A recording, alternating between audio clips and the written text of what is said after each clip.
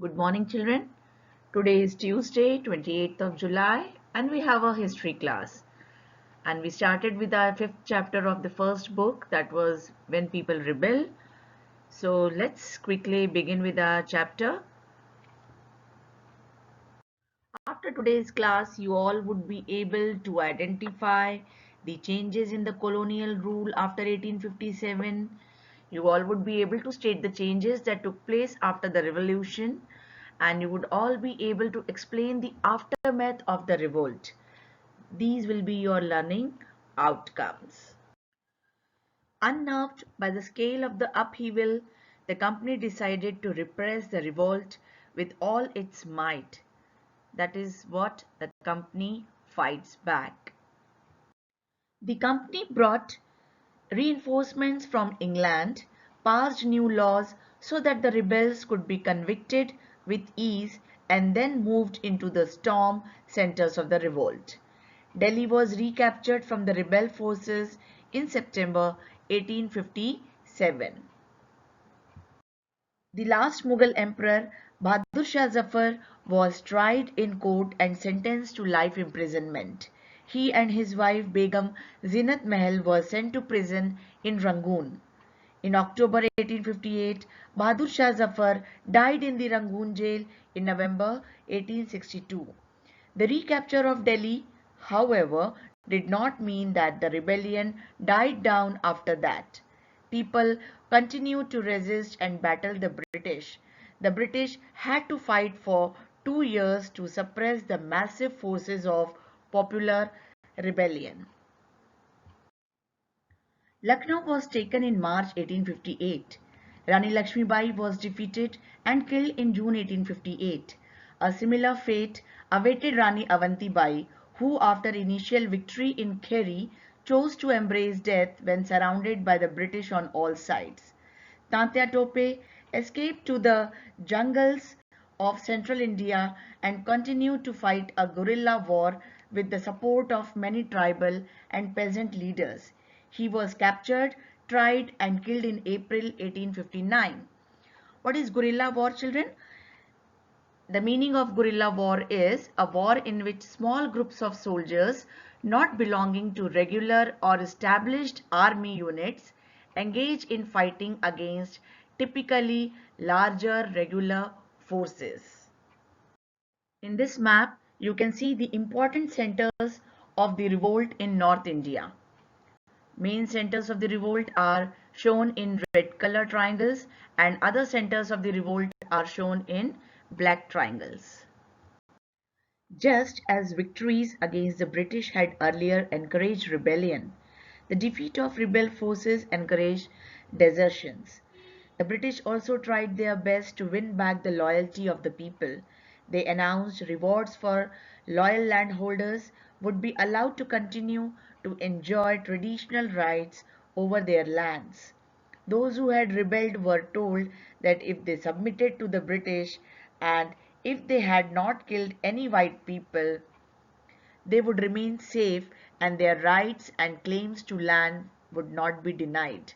Nevertheless, hundreds of sepoys, rebels, nawabs, and rajas were tried and hanged.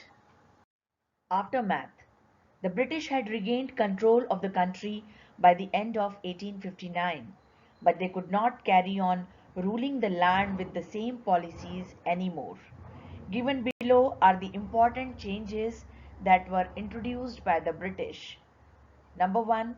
The British Parliament passed a new act in 1858 and transferred the powers of the East India Company to the British Crown in order to ensure a more responsible management of Indian affairs. A member of the British cabinet was appointed Secretary of State for India and made responsible for all matters related to the governance of India.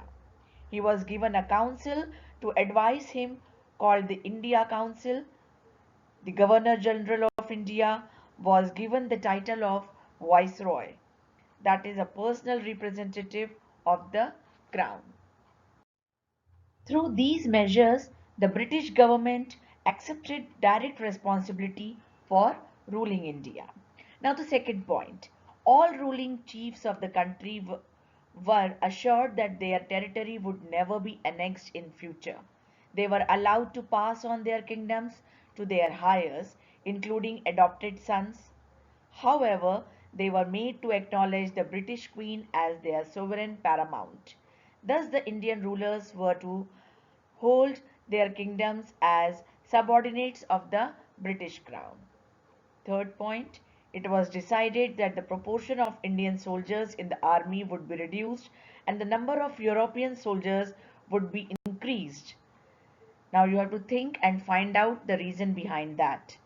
It was also decided that instead of recruiting soldiers from Awadh, Bihar, Central India and South India, more soldiers would be recruited from among the Gurkhas, Sikh and Pathans.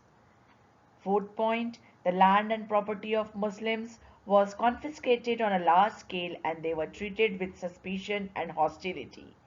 The British believed that they were responsible for the rebellion in a big way.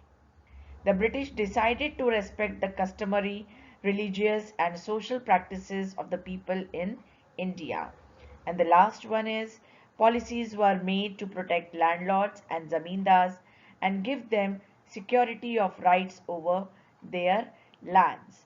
Thus, a new phase of history began after 1857.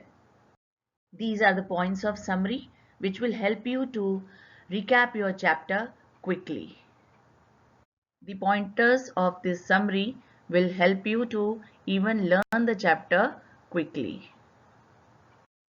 Children, along with this link of your lesson, I am sending you few question answers to write in the notebook.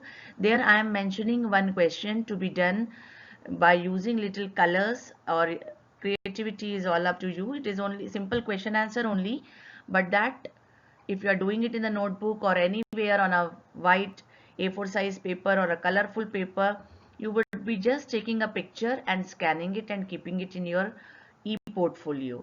So side by side your e-portfolio is also getting ready. So whenever we are asking you that, you will be able to send us across for your assessments.